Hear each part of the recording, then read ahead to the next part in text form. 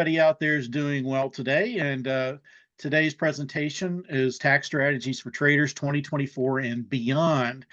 We are going to talk about tax strategies that you can still employ this year. And we're going to start looking ahead at 2025 and even further than that. So there's a lot of information here as we go along. And so I want to make sure that everybody's comfortable and everybody's in tune, because we're going to present a lot of information as we go along. As David mentioned, I am Jerry Allison. I am a CPA with Traders Accounting, and I do a lot of the tax returns there. I do a lot of the consulting, and we do a lot of things for traders that are very beneficial to help them take their minds off of things like taxes and accounting and things like that. So we'll talk about that as we go along in this presentation. But before we go on, we've got to make the attorneys happy. So let's talk about our disclaimer here. To the best of our knowledge, the information given in this presentation is accurate as of today's date, November 19th, 2024. Tax changes happen constantly. So prior to using this information, you should consult with your tax professional. Now, I'm going to deal with this later towards the end of the presentation, but I don't see any tax changes happening for 2024. So we can kind of plan on that really well. It's very possible we may see some major tax changes in 2025. And so we'll talk about those when we get there.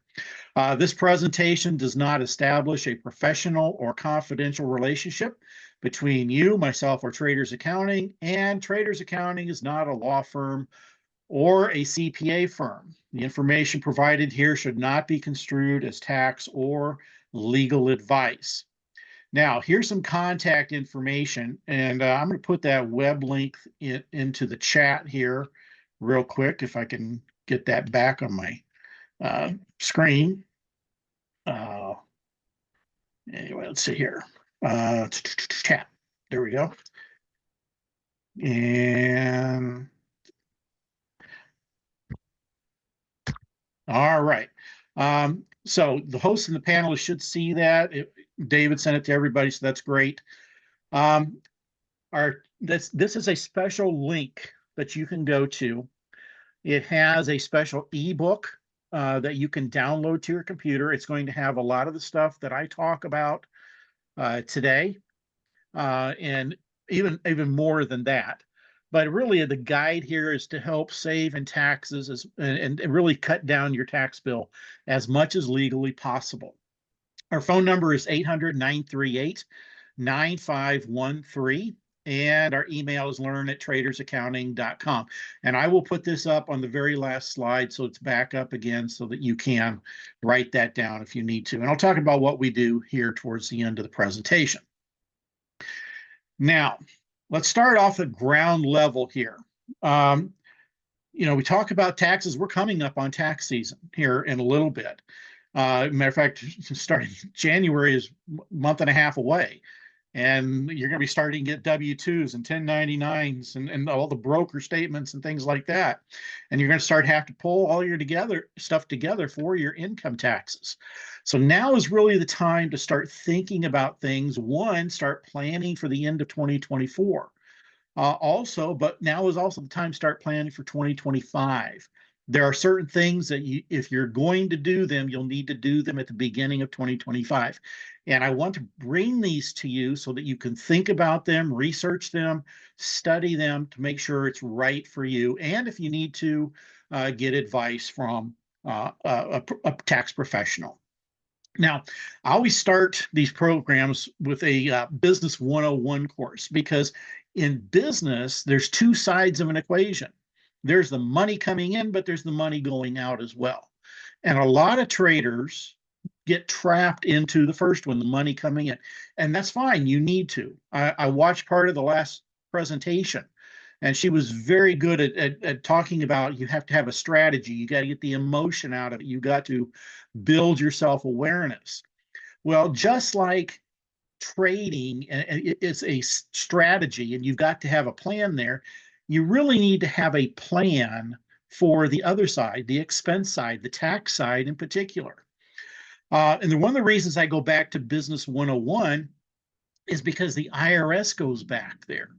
If you're going to take this seriously, if you're going to actually do a lot of trading and you're going to deduct expenses on your tax return, then you need to treat this like a business. Publication 550 from the IRS, and you can download that to your computer. Just go to the IRS website, type in Publication 550 to the search engine, and it will bring it right up. You can read it in HTML format. You can download it in PDF format to your computer. It is a long document because it talks about all types of investing. But Publication 550 is our go-to publication for investing. And it talks about a lot of the stuff that I'm going to talk about here, and I'm going to keep referring back to it. But one of the things it keeps going back to, that unless you're just going to be an investor, a casual investor, and not do much with it, then you have to treat it like a business. And you've got to be serious about your expenses and your deductions and how the income is recorded. And so we're going to really look at this. So the primary thing I want you to think about as far as a business is be concerned about your cash flow. Not just the money coming in, but the money going out. And just like you have a plan for making those gains in the market, you need to have a plan for spending the money as well as taxes as well. So we're going to talk about that today, and hopefully you'll be able to set up a preliminary plan and hopefully a permanent plan coming up. You also, when in business, you want to make financial decisions based on business needs, not the tax code. And this one, if you don't follow this, it can get you into a lot of trouble. We all think, and we all dream about, oh, I'm going to invest in the market, I'm going to make tons of money, and I'll pay the taxes, whatever. But what I have seen is psychologically, we think that before we make it, but when we make the money, we start letting the tax code interfere with our plans. So I don't want to pay all those taxes. How do I keep the money? How do I do this? And we start panicking a little bit. And so when we make decisions for our business, whether it's to implement a new software, it's to go buy a new computer or whatever it is, we do it based upon our business needs. We do it because that's going to enhance our trading. We do not do it because, well, I'm going to save some money with tax code. Let me give you a quick illustration of what I mean. I had a client many years ago. He was actually a mechanic. And we started talking in December. He said, well, I want to go out and I want to buy this tire machine. It's about $20,000. And I said, okay. So that's great. $20,000 on your income tax. You probably save about $6,000 in taxes. He said, fantastic. And then I started asking questions. I said, how often are you going to use this? Oh, maybe once or twice a year. And so you're barely going to use this. The money you make off of it is not going to pay for the tire machine. So essentially, you're paying $20,000 to save $6,000. That doesn't make any sense whatsoever. So the point here is, don't make investing decisions based upon the tax code. Yes, we need to set up a tax plan. Yes, we need to set up a business plan. We need to know where we're going, but don't make decisions on your trading based on that. And I've had people say, I made a lot of money in the market, I'm going to stop trading. Basically, what they just told me is, I'm going to give up several $1,000s to save a few $100s on my taxes. And that's ridiculous. It makes absolutely no sense. So when we need to have a business mindset so that we're focused upon our business needs and not on the tax code. Let the tax code handle itself. You make your business decisions. So now in this presentation, I want to make you aware of all your tax and your protection options. So this presentation is going to consist really of three pieces. The first piece is we're going to talk about trader tax status. And trader tax status applies to all traders, and it's really the ability to deduct expenses on your tax return. Then we're going to move on to what's called the mark-to-market election. And generally speaking, this is for stock and options traders only. We do not recommend that commodities traders or futures traders use this because you lose a huge benefit if you do. So we'll stick with stock option traders.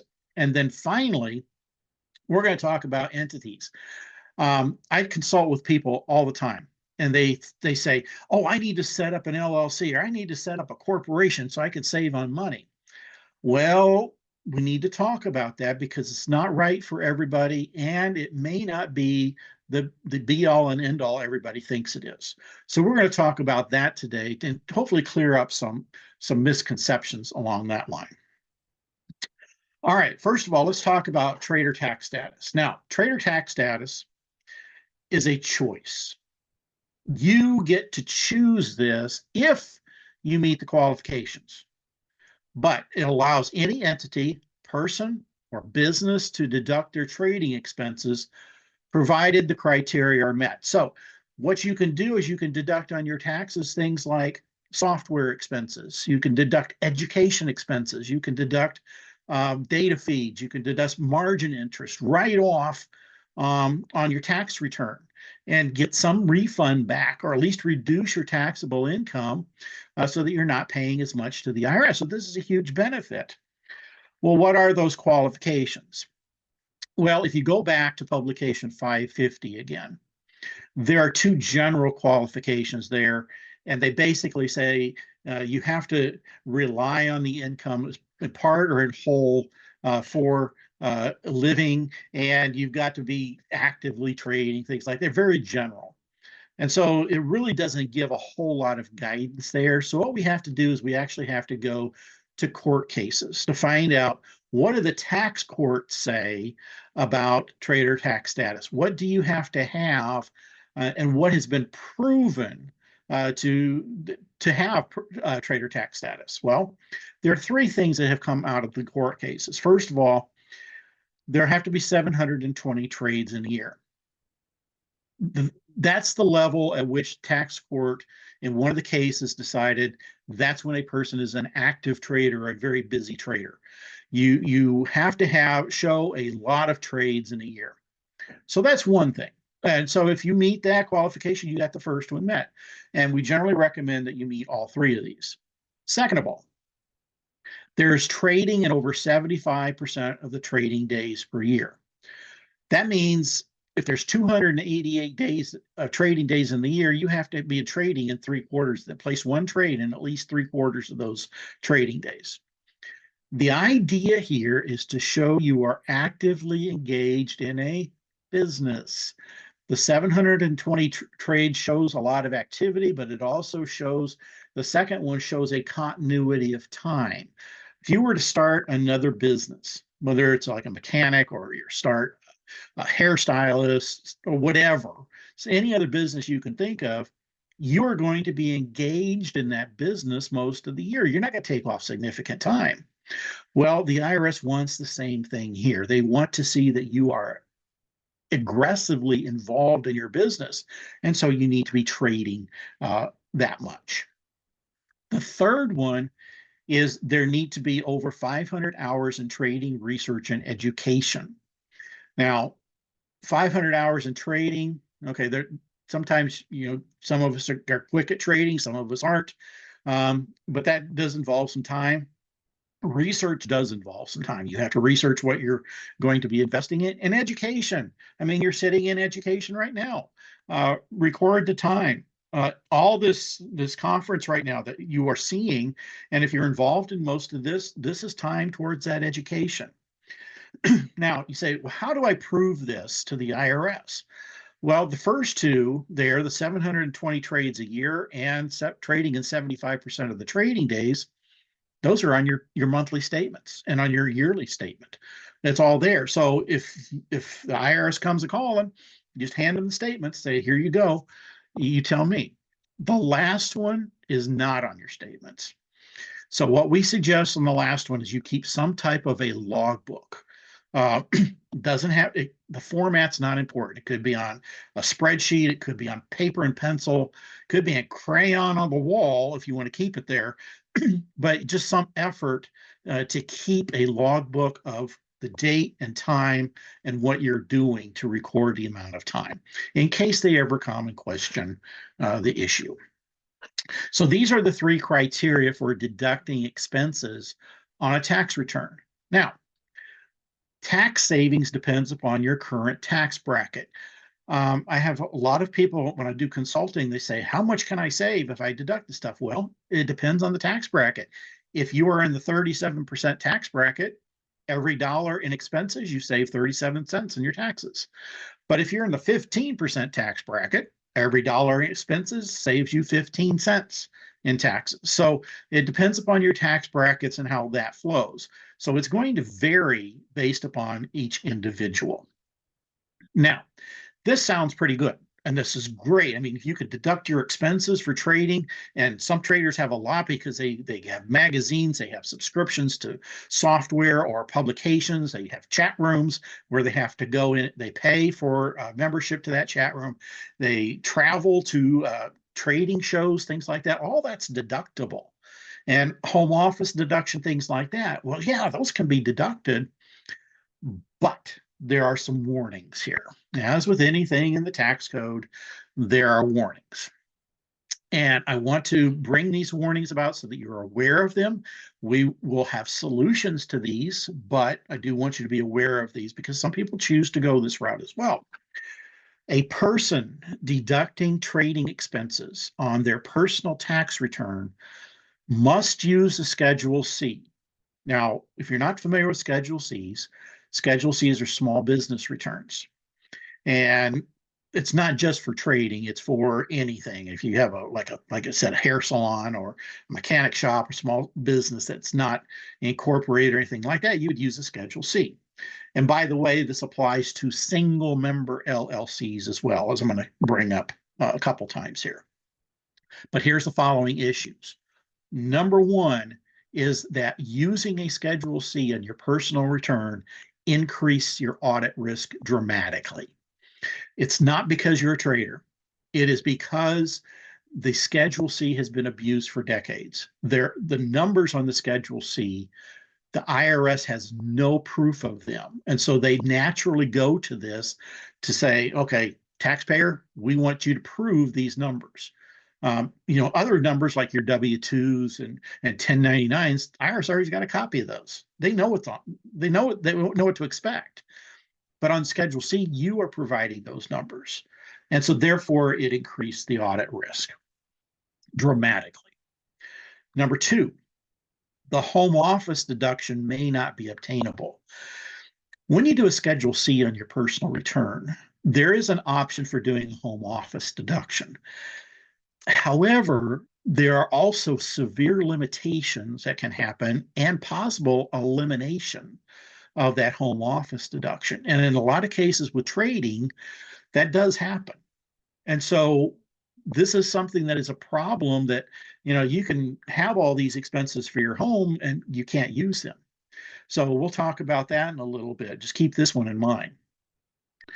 Number three, this is not true for a single member LLC, but it is true for a sole proprietorship or just a single person doing this. There's no asset protection. So if somebody comes along and sues you personally for they get on your property and get hurt, or you get an automobile accident and the insurance doesn't cover it, and you're trading just as an individual, now they've got access to your trading assets. So that could be a problem. I mentioned it may not be a problem, but it could be. Number four, it is difficult to justify having a W-2 job and being an active trader with the IRS. For whatever reason, the IRS doesn't like it if you say, well, I've got this W-2 job that I'm working full-time and I'm a full-time trader. IRS, for whatever reason, says it can't happen. So they're not going to let it happen. And they get involved a little bit more readily at that. So all four of these things have a solution to them, which we're going to talk about in a little bit. Now, that's trader tax status. That is the ability to deduct expenses on your tax return. So let's move over to number two, our point number two, the mark-to-market election. Now, as I mentioned, we only recommend this for stock and options traders because if you try this with commodities and futures, you lose a long-term capital gains benefit of 20%. maxes out there. So we don't want you to do that. So, but this is an election with the IRS for stock and options trader. Any business entity or any individual can make the election provided the TTS or trader tax status qualifications are met. And those are those three qualifications I mentioned a little bit ago. 720 trades per year, trading in 75% of the trading days, and then, of course, 500 hours in trading, research, and education. Now, that is particularly true if you do this as an individual, that those three criteria need to be met. It may not be so much for entities, and I'll get into that here in a little bit. However, what the mark-to-market election does, it eliminates the wash sales, and you pay tax on what you earn.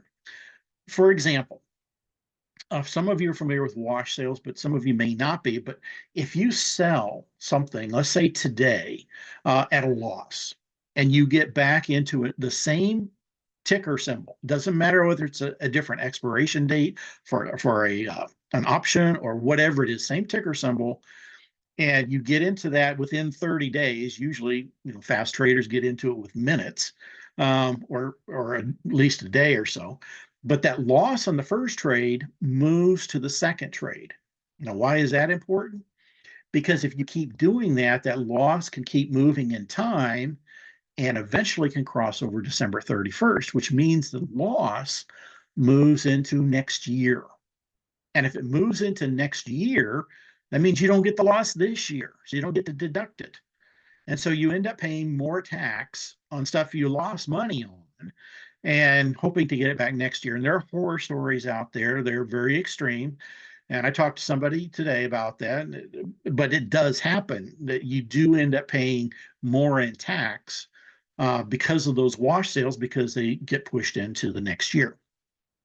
So what mark-to-market does, it calculates a true gain. It doesn't care about the individual transactions.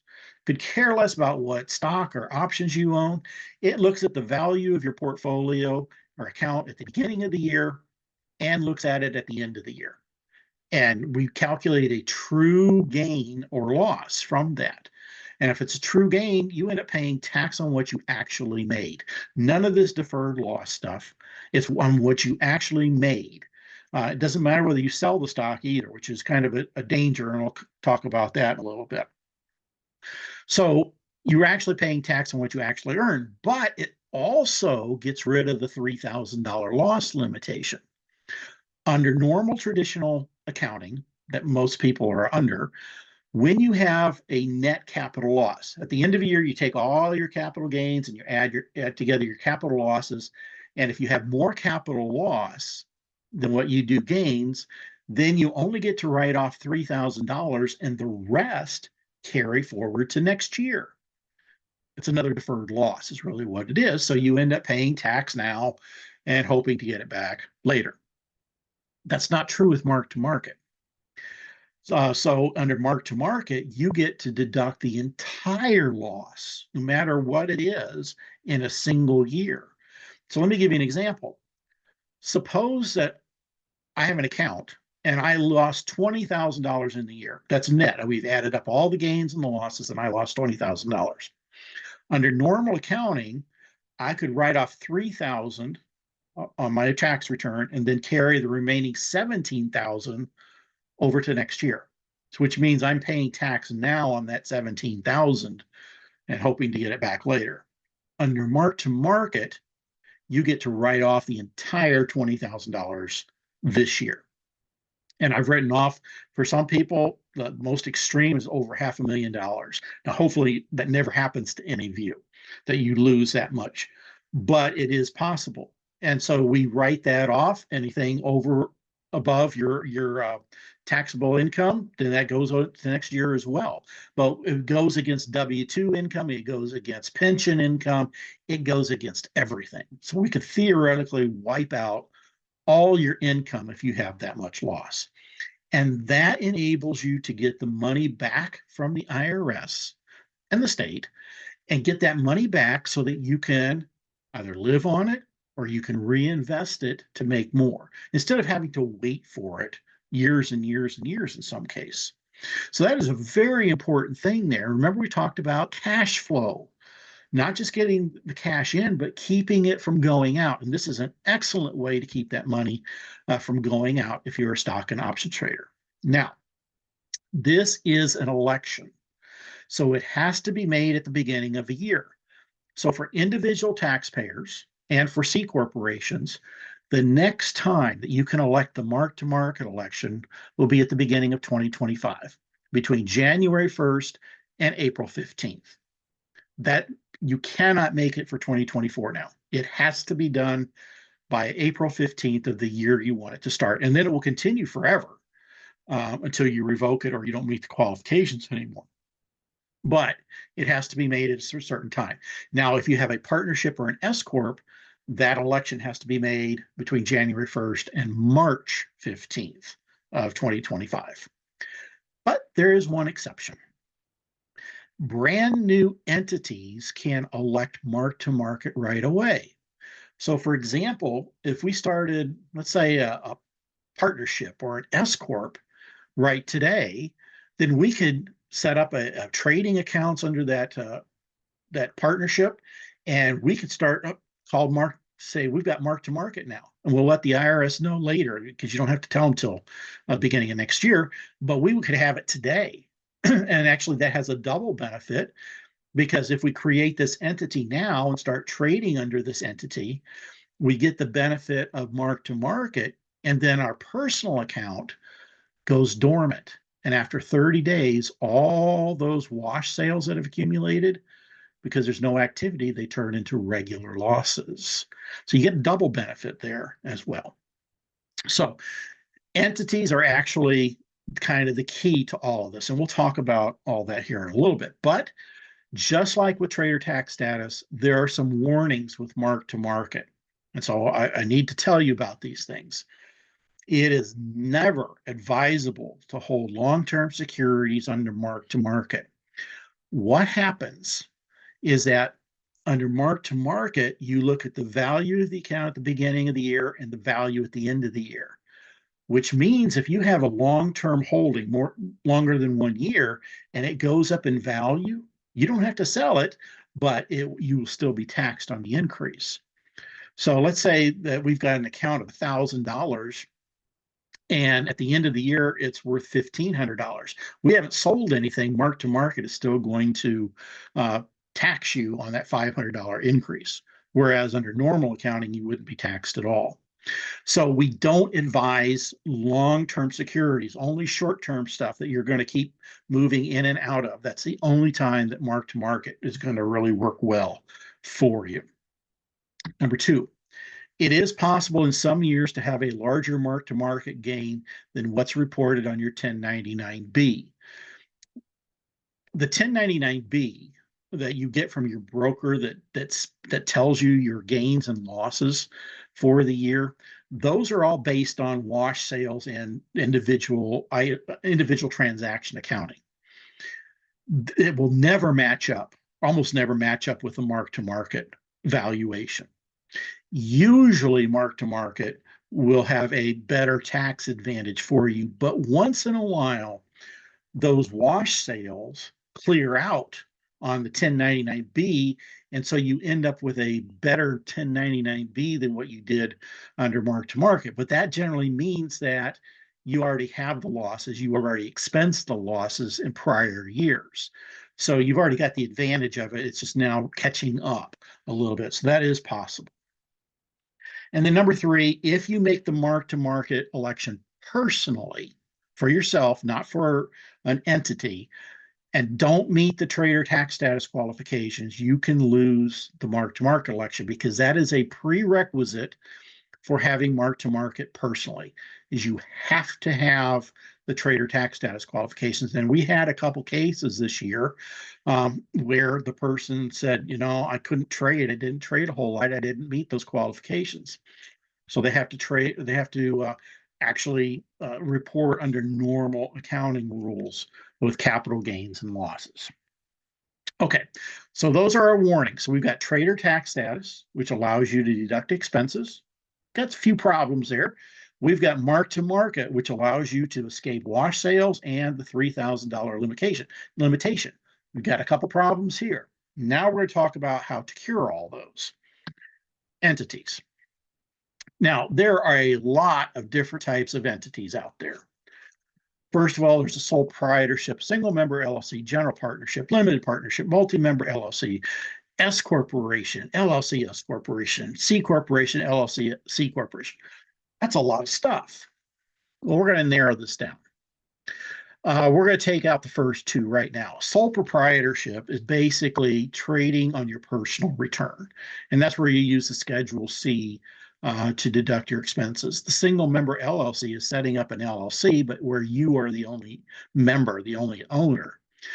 Both of those put those expenses on the Schedule C, and they don't do anything for a trader. In fact, they probably hurt you as far as trading. They increase both of those, increase your audit risk. They limit the home office deduction, and they can create all kinds of problems. I mean, some people elect to do that, and that's fine. That they take that risk. I don't want to begrudge them of that. That's their choice. But from our perspective, we do not recommend that at all. Now, the type of entity, that leaves a bunch of these other entities. So the type of entity that's best for you depends upon your situation. And I'm going to go ahead and eliminate some of these. First of all, we rarely ever recommend a C Corp, either a C Corp or LLC C Corp. And the reason for that, C Corps are difficult to get money out of, and you really have to do them right to make them work effectively. And if they're going to work right, you have to have a lot of money anyway. So they are difficult to work with. A lot of people say, well, there's a flat 21% tax bracket there. Well, yes, but there's a hidden one as well. If you go look at the accumulated earnings tax for a C Corp, that once you get above 250,000 in accumulated earnings, the second tax kicks in, which is another 20%. So go read about that if you'd like to, but we don't recommend C Corps. It's very difficult. Generally, we don't recommend the others with the exception of a multi-member LLC, which is an LLC partnership, and sometimes an LLC S Corp. We like setting up the LLC first. And we'll talk about why here in a little bit, because it's really important and gives you some flexibility that you may not realize that you've got. LLCs are fantastic things to be using so that you have that flexibility. But that may not be right for everybody. I've talked to people, we've gone to C Corps. I said, okay, you just need a C Corp. That usually has to do with foreign investors, people that don't want to get a tax ID number in the United States, things like that. Sometimes we recommend people go to S Corps. Now, with S Corps, you do have salaries involved. You have to pay yourself a salary, particularly if you're making a profit. That's right in the S Corp handbook, quite frankly. So that can be a problem. There are reasons to do that if you're thinking about pensions or 401ks, things like that. So generally, what we recommend is a multi-member LLC or an LLC partnership. Oh, shit.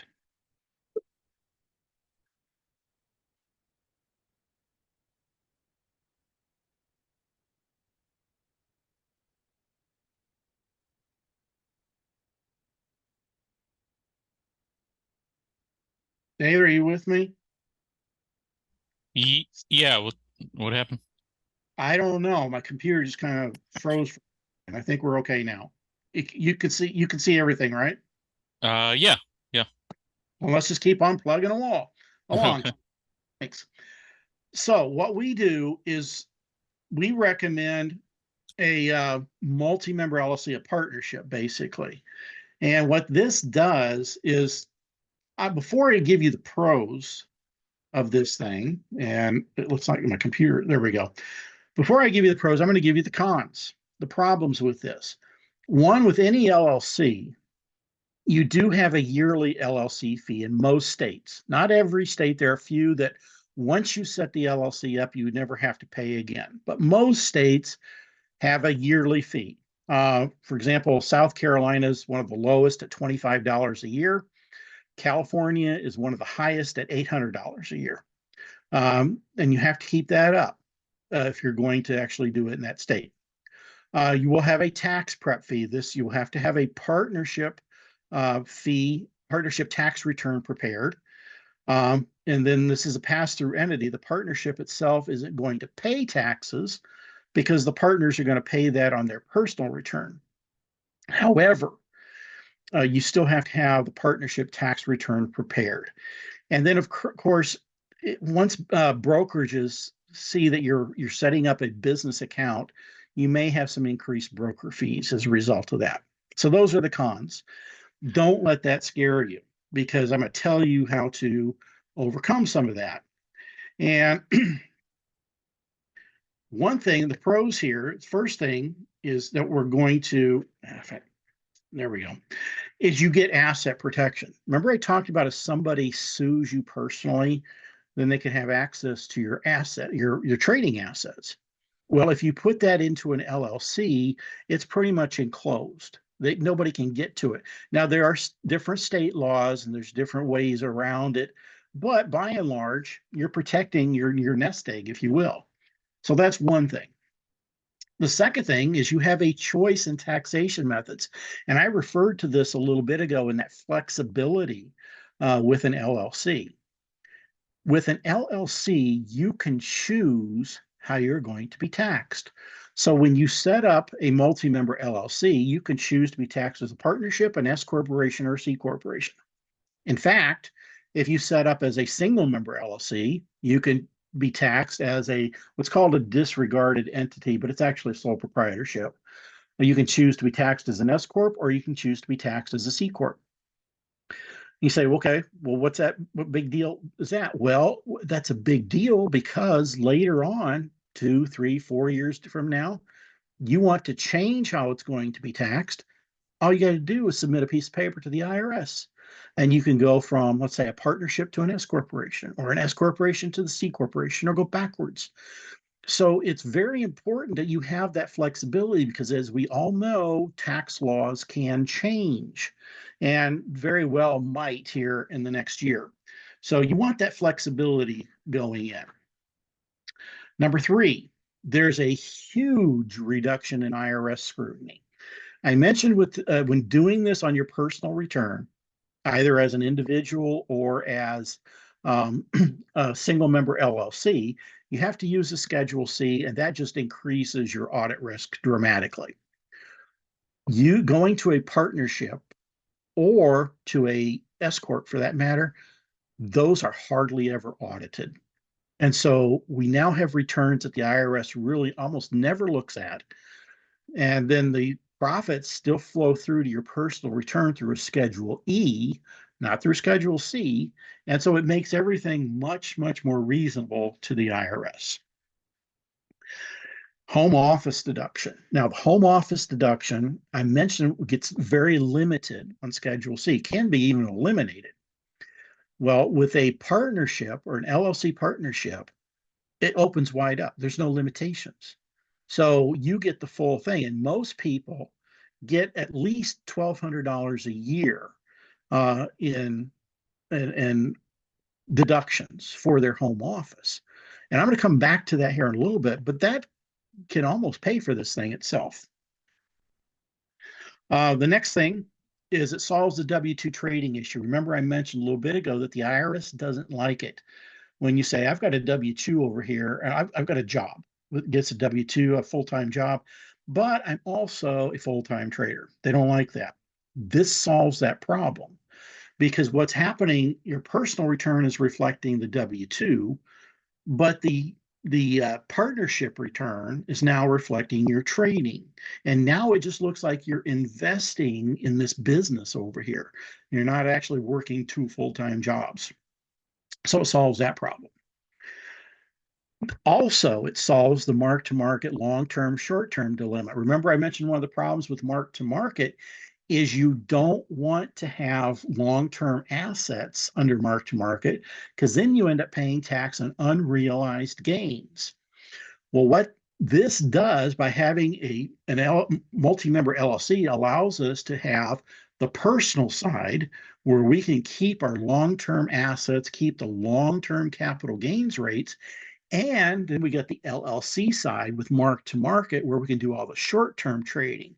And what that does, that brings the best of both worlds together to save you the most in taxes that's possible. And then number 7, believe it or not, the tax savings can pay for the multi-member LLC. Believe it or not, that we can find a way that if you've got enough deductions, the refund or decrease in taxes will pay for those extra LLC expenses at the top, the yearly LLC fee and the tax prep fee. Now, that may sound hard to believe, but let's look at it. If you've already have yearly trading expenses, the refund you get from deducting those expenses could pay for your yearly fee and your tax prep fee. Now, a lot of people look at that and say, how is that possible? Well, let me give you an example here of what that is. Assume a person lives in Illinois, and you could do this with any state, but I'm going to use Illinois right now. The yearly LLC fee is $75 per year, and the tax prep fee is $600 per year. And the $75 I know because I looked that up in Illinois. The $600, that's an approximation right now. Different firms charge different rates. I'll be honest, I don't even know what our firm charges, but because I don't deal with all the pricing.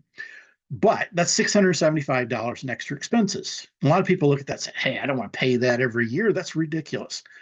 Well, assume the person is in the 35% federal tax bracket, and then Illinois has a flat 4.95% tax rate. So that's a total tax rate of 39.95%. If you do the math, then this person needs $1,015 in trading expenses to get back that $675 in expenses. Now, that may not seem like, now the 1,015 is in addition to the tax prep fee and the LLC fee. Add those together, and the refund that you get back is enough to pay for those. Remember what I said a little bit ago about the home office deduction? Most people get at least $1,200 in the home office deduction. That takes care of it right there. That you are getting enough back on the LLC to pay for itself. You're getting the government really to pay for your LLC. It makes it really worth it in the long run. And so you're minimizing your risk with the IRS. You're getting the government really to pay for the LLC, and your risk goes way down. So let's go ahead and summarize these points here. First of all, trader tax status allows you to deduct trading expenses if you qualify. Now remember the qualifications: you have to have 720 trades per year. You have to be trading at least 75% of the trading days per year, and you have to have 500 hours in trading, research, and education. That's what allows you to deduct those expenses. Now, one thing I didn't mention explicitly, I did mention a little bit ago, but not specifically, on a personal return, when you do this on a Schedule C, either as an individual or as a single member LLC, those criteria are religious. You have to meet those things. However, it seems like when you get off into like a multi-member art partnership, these qualifications aren't nearly as big or as stringent. So that's another reason for getting the trading off your personal return. Then there's the mark-to-market election that allows stocks and options traders to pay tax on what you actually gain and write off everything that was lost, so you can get back refund from the government and use that for a living.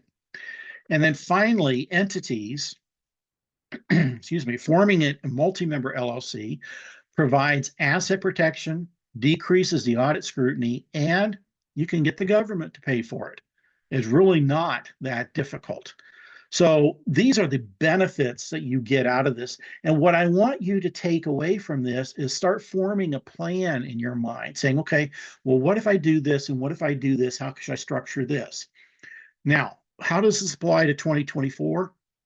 Well, right now, you can still do trader tax status. If you meet those qualifications, you can deduct your trading expenses on your 2024 tax return. Matter of fact, if you met trader tax status qualifications for 2023 or 2022, you could go back and amend those returns and maybe get a refund back if you want to do that. Mark to market is not going to pertain to 2024. Now, it's too late for any entity except a brand new one to make the mark to market election. So we have to start looking ahead for 2025. Forming an LLC. LLCs can be created anytime. So you could create one, have it going by the end of this month, probably. And then you could set up a trading account. You do have to set up brand new trading accounts under the LLC. And then you make the mark to market election, and then you're off to the races with some of that. So there's things that you can still do this year, but a lot of it is now preparing for 2025 and beyond. Excuse me. So that's what we've got here. We've got the trader tax status, we've got mark to market, and we've got entities. So I want you to roll those around in your head, start thinking about them, get that free ebook. And I'll mention that here in a little bit. But some things to watch out for, because there are certain things that are in the tax code that you have to watch out for, or things that you can do, which basically stand everything up on its head. So these are things to watch out for. First of all, prop firm trading. Some of you are very familiar. Some of you are familiar with prop firms. Some of you may not be. What a prop firm is you go in and you take challenges. Basically, you're being tested on how you trade. And then if you pass all the tests, then you get to trade their money.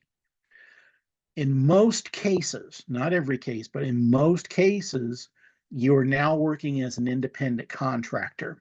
Even though you're still trading, the way they pay you as an independent contractor, and you're not getting gains or losses anymore. You are now getting self-employment income.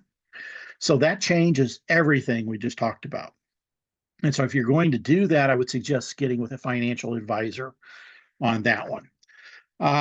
The other thing, and this one is a very serious one that every year I have people fall into this trap, and I have to explain this to them.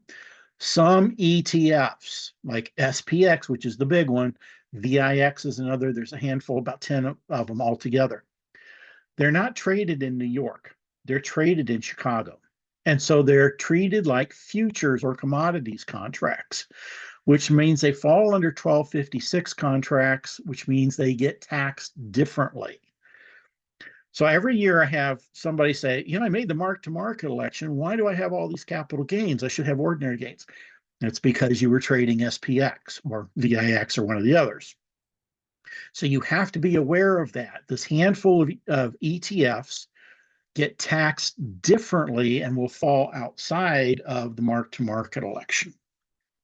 Number 3, this is also another trap that people fall into. Trading other people's money or even giving them advice can create major problems. In the past, particularly in the last year, we've had a lot of new clients say, hey, my family members or my friends want me to trade for them now. They want to give me money and I can trade, or we can do it however. And I said, no, don't do that. Because once you start trading other people's money, then you have to have special licensing. You start running into SEC regulations, other federal regulations, and even state regulations that can get you into trouble. Don't trade other people's money. Now, if they want to work with you on trading and you want to talk and communicate and everybody's partner, then you could form a partnership and you all trade together. But don't just take somebody else's money and start trading it. Then you become a broker, and then you can get into a lot of trouble. You can't even give them advice on what to trade. You'll notice in these seminars that you're watching today and the rest of the week, actually, they will probably never, ever tell you what to trade. They will tell you how to trade. They will tell you patterns. They will give you advice. but they will never ever recommend a ticker symbol. And the reason for that, once you start recommending ticker symbols, then you have to have special licensing, and you become a broker advisor, and you have to have licensing from the SEC for that, and you can get in trouble with that. So don't advise people on what to trade. Don't trade other people's money. That can get you into a world of trouble. Now, the last thing that I want to look at is something that happened 2 weeks ago. Actually, it's the election. A lot of people say, well, how does the election impact what's going to go on? Well, first of all, as we know, the Republicans got the White House, the Senate, and the Congress. What that actually gives some cohesiveness to the government. Now, because there's still a divided government until January 20th, you're not going to see any tax legislation passed. Everything for 2024 is set. You can pretty much bank on everything that we've talked about today. Now, going into 2025, everything's on the table. What many of you may not realize is back in 2017, the Tax Cut and Jobs Act was passed, and that's the package that raised the standard exemption to almost double, or standard deduction to double. It lowered the highest tax rate from 39 down to 30%, 37%. It created the qubit. It gave us bonus depreciation, a lot of other things. What most people don't realize is that at the end of next year, that expires and everything goes back to normal. And so there's going to be pressure on Congress to actually do something about that and maybe make it permanent. The bonus depreciation has already started to expire. That's being phased out. So Congress is going to need to do something about that. Maybe make parts of it permanent, make all of it permanent, change some things. I suspect they're going to want to change things and really fine tune that a lot. So watch out for what's going on in 2025. I see some tax changes on the horizon next year that we're going to need to keep up on. All right. So let me go back to this first slide that I had. Our contact information, tradersaccounting.com/HS. That is a special link for you all, and you can go there and get that free ebook if you want to set up an appointment to talk to us or for consulting. Now, what we do is we will consult with you. Our owner and business manager, Raven Johnson, will talk to you for half an hour, free of charge, and consult you on what you need as far as an entity. You don't get it with me, unfortunately, because I'm on other assignments. But Raven is fantastic. She's been doing it for years, and you'll have that free consultation with you to decide what you need as far as an entity, if one is right for you. Phone number, if you want to call us, is 800-938-9513. And our email is learn@tradersaccounting.com. Now, let me give you a quick overview of what Traders Accounting does, and then we'll go to any questions that you might have in the chat. Traders Accounting is a full-fledged accounting firm. We do taxes for traders, and not just individual tax returns. We do partnerships. We do S Corps, C Corps, everything. Just, if you got it, we can do it. Trusts, whatever. So we do that. We do the consulting. Like I said, Raven will sit down with you free of charge for 30 minutes to talk about your needs. If you need to go deeper, then we will set up a consultation with another consultant, possibly myself. That is a paid consultancy, so you would need to pay for that, but we can go deeper into what you need. You can certainly ask questions for a full hour. And then we can do that. We also have a bookkeeping service that will help keep track of all your gains and losses, as well as your expenses, so that makes doing the tax return much easier for your entity. So we can also set up these LLCs for you. If you want to set up a multi-member LLC, call Raven, and you can do that, and we can get that set up for you. If you want to set up an S Corp, we can do that as well. So just let us know what you want. We can take care of it. We can take care of your needs for you. So that's pretty much everything that I've got. I am going to try to get back here. I'm going to actually take this off and see if we can do this. And I am having problems. There we go. Okay. So what I'm going to do here is I'm going to bring up the chat. And if I can, there are weird things happening on my computer. So I hope you all just kind of bear with me.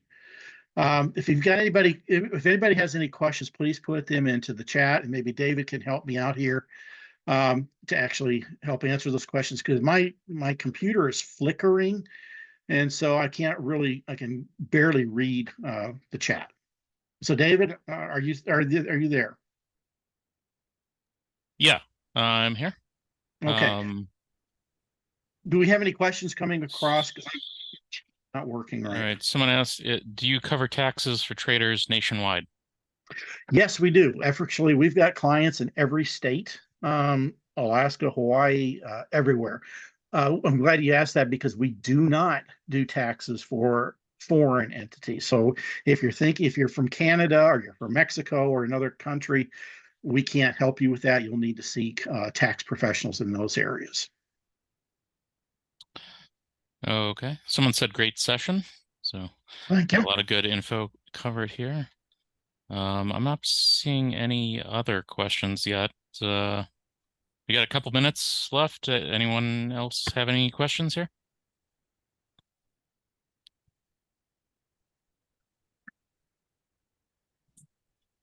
All right. I guess not. I'll put your link in here again, tradersaccounting.com/HS, and Yeah, check and out that ebook.